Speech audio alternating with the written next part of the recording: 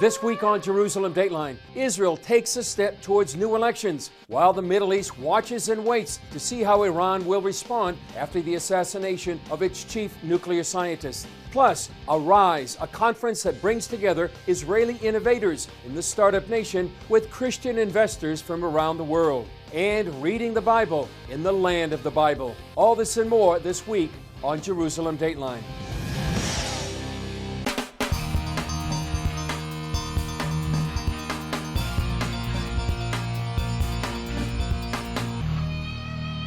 Hello and welcome to this edition of Jerusalem Dateline. I'm Chris Mitchell. Israel took one step closer to possible elections after Israeli lawmakers voted to dissolve the parliament. The vote followed a nationwide address by alternate Prime Minister Benny Gantz, who blamed Prime Minister Benjamin Netanyahu for the crisis. The only one who can prevent these elections is the one who decided on them. Netanyahu, the burden of proof is on you. Bring the budget to the government immediately. Make sure it will pass and promise the unity you only know to talk about in front of the cameras.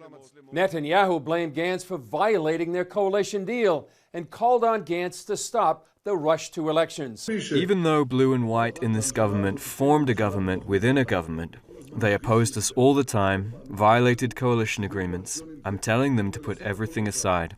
Benny, what needs to be done now is a U-turn from politics for the citizens of the State of Israel.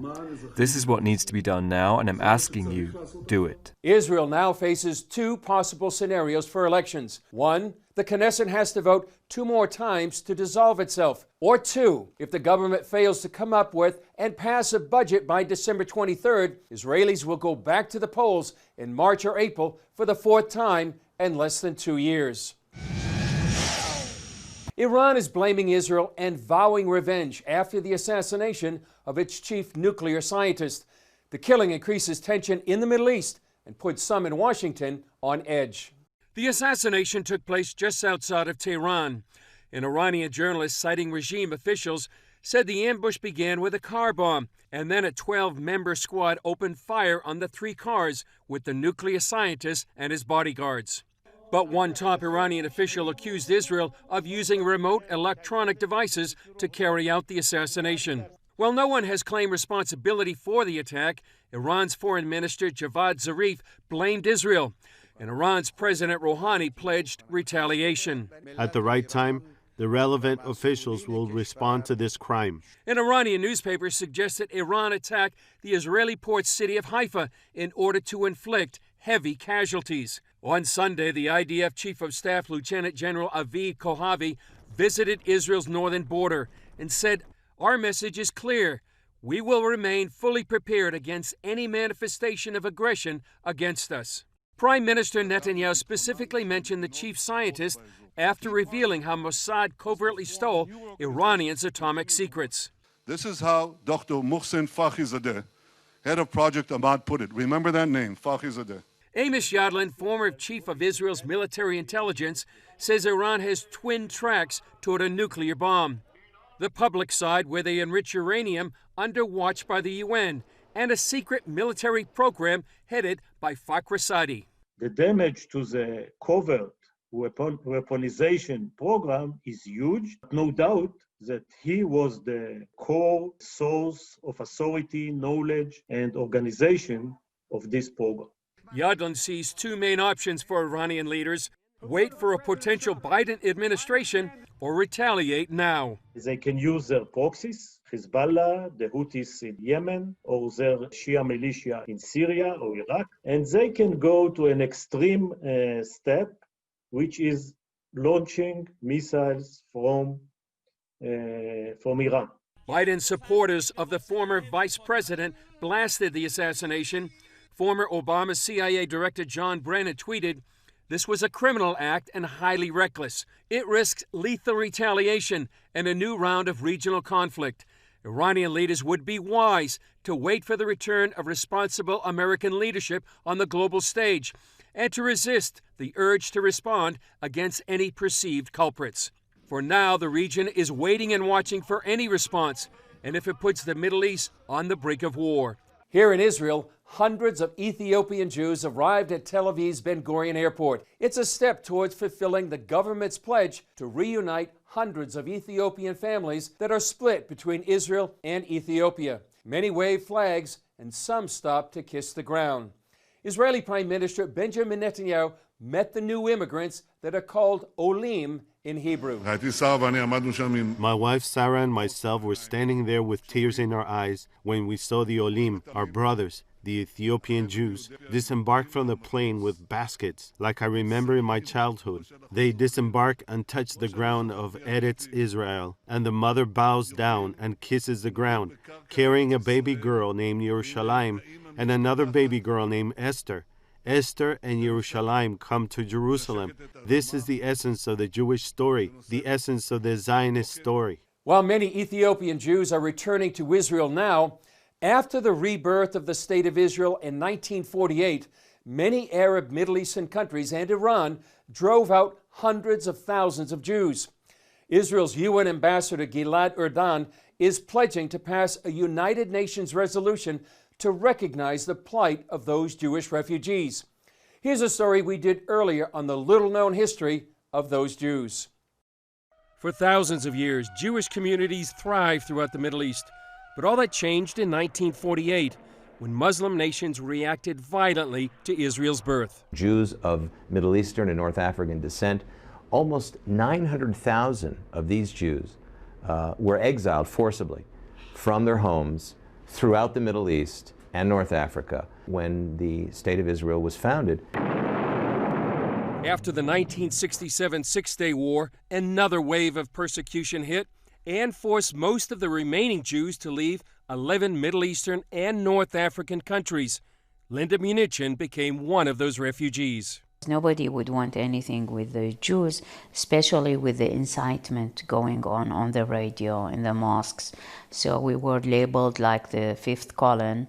Also, more constraints were put, like you couldn't take out from your own account from the bank more than 100 dinars a month.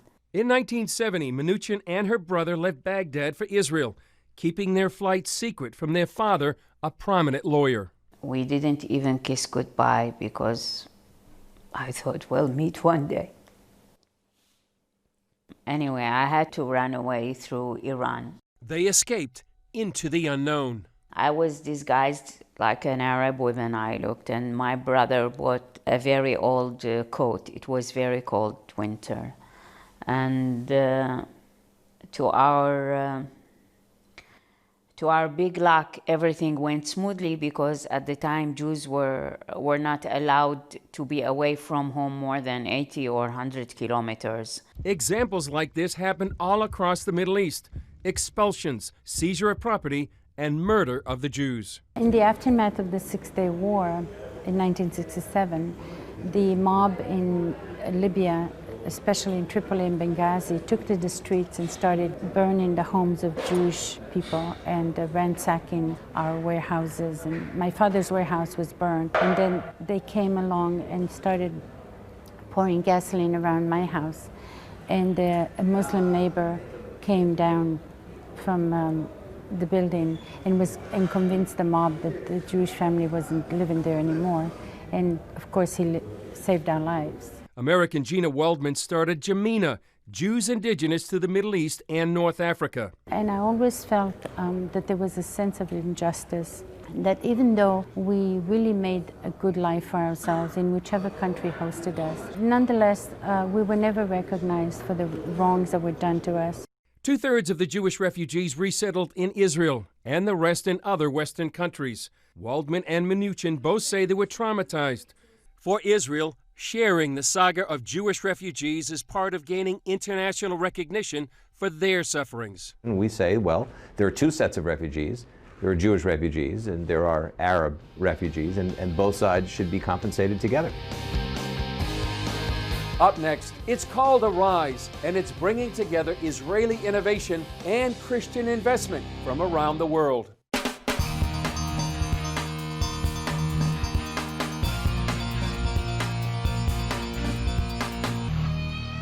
For years, the BDS movement has urged countries, companies, and even churches to boycott and divest from any group tied to Israel. Its goal, demonize the Jewish state and damage its economy. But one Israeli group has found a way to counter this tactic. It's called Arise, and I talked to its founder, Caleb Myers, in our Jerusalem studio. Caleb Myers, why don't you tell me first about what is Arise? Arise, very simply, is an organization dedicated to connecting business people from the international community to Israel, the vast majority of them being evangelical Christians. You have these odd voices around the world that over the last few years have called to boycott the Israeli economy.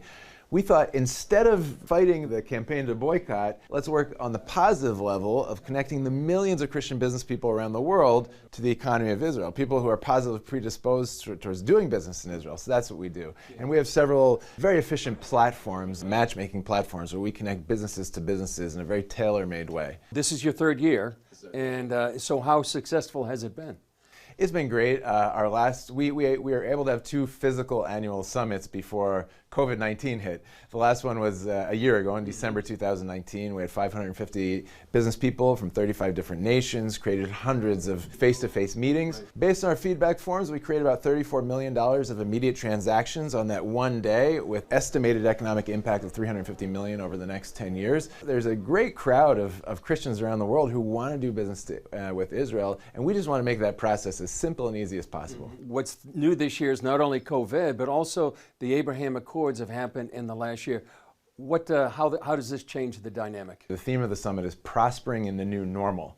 The new normal being both the COVID-19 reality that we all find ourselves living in, as well as the normalization of ties in the Middle East with the Gulf states, which open up enormous opportunities. Some Christians ask, peace with these Muslim majority states something that we should celebrate or not? Is this good for Israel? As far as we're concerned, if you've been praying for the peace of Jerusalem like the Bible instructs you to, you should be extremely excited that peace is actually taking place now, and it really creates an opportunity for flourishing and economic prosperity for both peoples. You know, you have literally hundreds of billions of dollars that these states in the Gulf want to deploy in innovation, in high tech and IT. They understand that the clock is ticking as far as fossil fuels, as other sources of energy are becoming more prevalent around the world.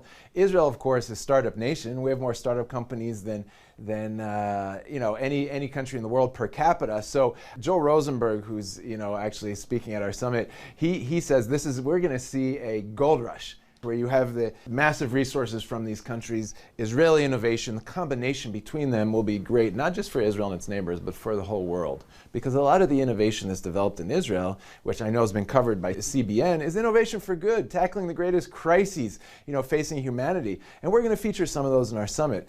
For instance, technologies that are used to fight COVID-19. We're going to have a speaker from an Israeli company called Air, which has an air filtration system with a radius of like 300 square meters. They had developed it to kill airborne diseases in hospitals and just launched it when COVID-19 hit. So they were able to do real tests on COVID-19 patients and prove that it cleans 99.9%, kills the COVID droplets going through the air. So these are exciting technologies. They're already exporting these to hospitals, clinics around the world, and it's not too late to sign up. That's what I was going to ask. How can somebody sign up and get involved? Right. So if you're a Christian business person or any business person from around the world and you want to participate in the summit, you can just go to arisesummit.com. Very simple sign up process.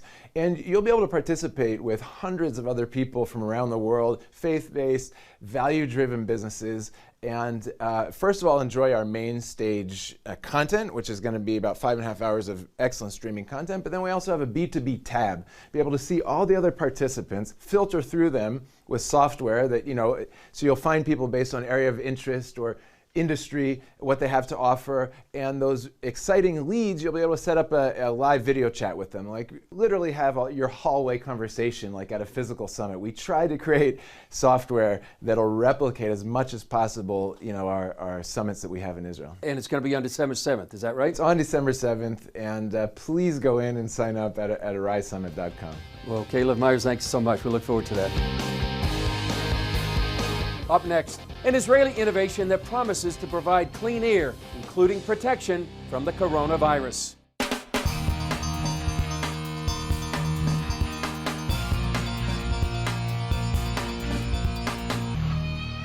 As Caleb Myers mentioned in our interview, the Arise Summit will feature a number of Israeli innovations, including a company called Air.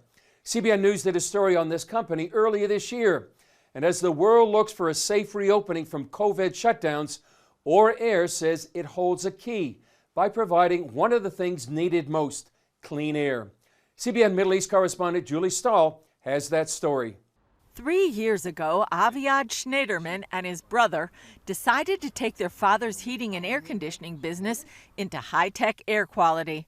Now Schneiderman is CEO of Aura Air. Our product is a one-stop shop. It's a full solution for indoor air quality, from detection, analyzing, and providing you purifier and disinfecting the air. Aura is a solution for any indoor environment, from your house to your office space, hotels, automotive industry, buses, trains, any indoor environment that you can think of.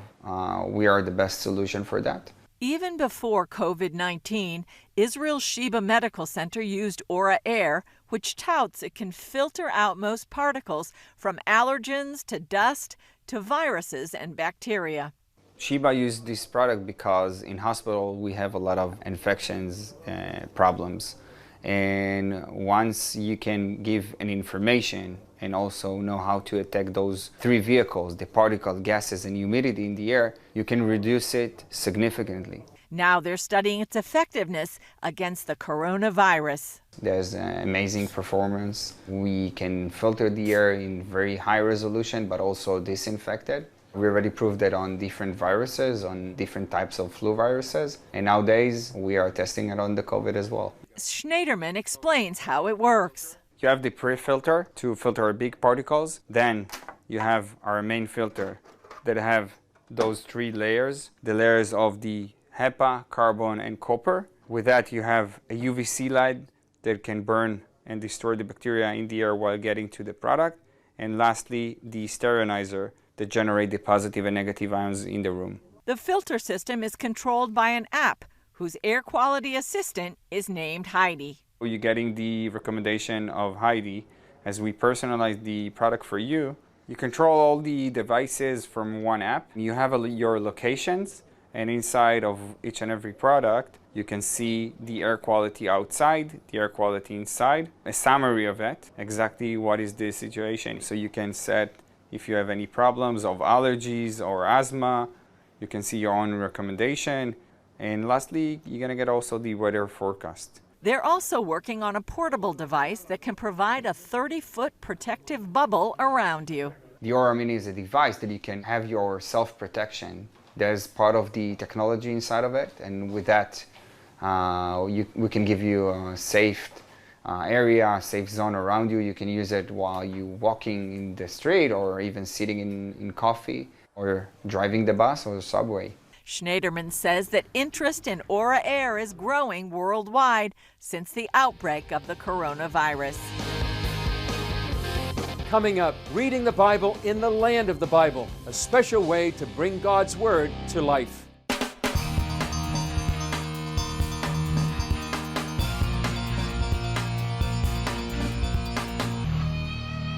When people come to Israel, many say the Bible comes alive in a special way. It's why we have this new segment called Reading the Bible in the Land of the Bible. Before sunrise recently, we went to a spot outside of Jerusalem, overlooking the Judean wilderness, and read from Luke chapter 1. Take a look.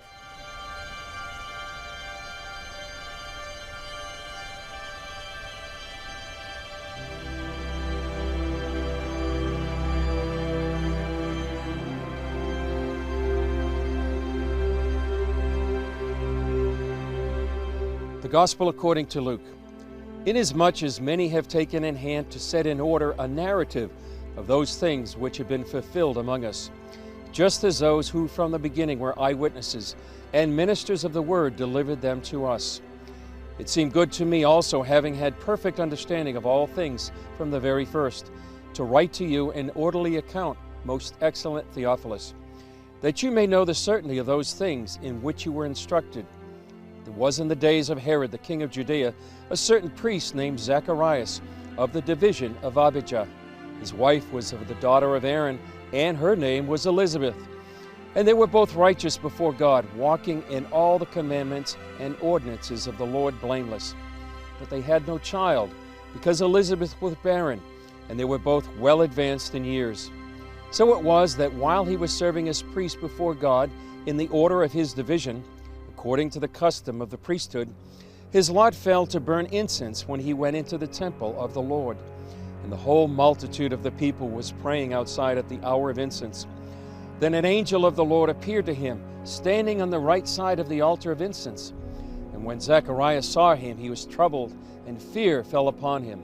But the angel said to him, "Do not be afraid, Zacharias, for your prayer is heard, and your wife Elizabeth will bear you a son, and you shall call his name John.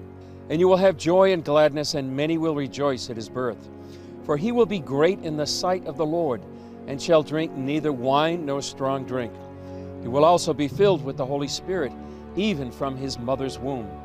And he will turn many of the children of Israel to the Lord their God. He will also go before him in the spirit and power of Elijah, to turn the hearts of the fathers to the children, and the disobedient to the wisdom of the just, to make ready a people prepared for the Lord." And Zechariah said to the angel, "How shall I know this? For I am an old man, and my wife is well advanced in years." And the angel answered and said to him, "I am Gabriel, who stands in the presence of God, and was sent to speak to you and bring you these glad tidings. But behold, you will be mute and not able to speak until the day these things take place, because you did not believe my words, which will be fulfilled in their own time." By the way, we read those scriptures by the road from Jerusalem to Jericho, perhaps on the same road from the story on the Good Samaritan. Well, I hope you enjoyed reading the Bible in the land of the Bible. But wherever you are, the Bible is alive. So we hope this encourages you to read, study, and meditate on God's Word. Well, that's all for this edition of Jerusalem Dateline. Thanks for joining us. Remember, you can follow us on Facebook, Twitter, Instagram, and YouTube. I'm Chris Mitchell. We'll see you next time.